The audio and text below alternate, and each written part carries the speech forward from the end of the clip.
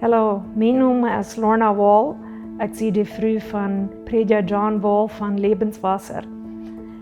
Ik wil een klein beetje vertellen van waar mij als mama dat gegaan heeft, als mijn zoon Steve door hem dood te verliezen.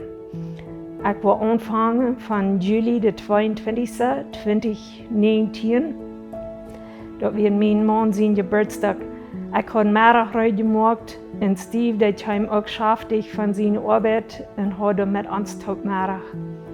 Dan de nächsten morgens, juli de 23e, dan vloog Steve met een kleine airplane met. Als zij een engstje aan het lof waren, dan valt de airplane terug naar de aarde en Steve werd voetstoot. Ik kon het niet voelen dat het zo hastig allergens sterk werd. Ik wilde Steve zijn stem eenmaal meer horen. En Steve wilde eenmaal meer naar mij komen en mij antwoorden en mij zeggen dat hij mij goed werd. Hij wilde mij eenmaal meer een WhatsApp schikken, waar hij eindelijk aanvangt met: Hey Mom, ik wilde hem eenmaal meer horen en het kerk zingen. Wat mij maar zo veel wird, wanneer ik dat kan.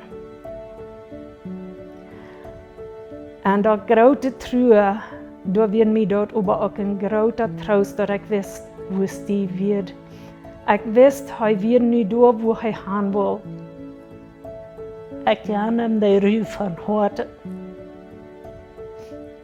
Hij werd mij nu bloos een beetje verop gekomen. En wanneer ik zei een beetje, dan moet ik op het huis doen. Dat heeft zich al lang niet einmal bloos nog een beetje gevoeld. De tijd is al manchmal zo lang geweest. Vandaag is juli de 23e, 2023 en dat zijn vandaag krijg 4 jaar vandaan als Steve in zijn himmlische heimat natrok. Ik had me dat eenmaal voorgesteld dat dat treuren wordt zo lang aanhouden en dat het wordt zo lang zo weit doen. Ik had dat treuren veel vergelijkt met de walen en meer. Ik stond aan de kant en de grote wal die kwam bloos en smijtte me door, reikte me aan meer aan. En ik moest paddelen dat ik niet door verdronken meer. En somehow zijn waren naar de kant gekomen. Manchmal speelt zich zo, ik werd groot bij de kant. Manchmal speelt zich dat zo, ik werd nog niet ganz bij de kant, dan weer de nächste wal door. En smijt me bloos waar door en rijdt me terug meer aan. Aber Gott heeft me immer weer geholpen, terug naar de kant te komen. Hij heeft me geholpen dat ik niet durfde verdrinken. Hij heeft me zoveel met zijn schijne, gelotene vrede aangevuld, middel aan den grootste storm.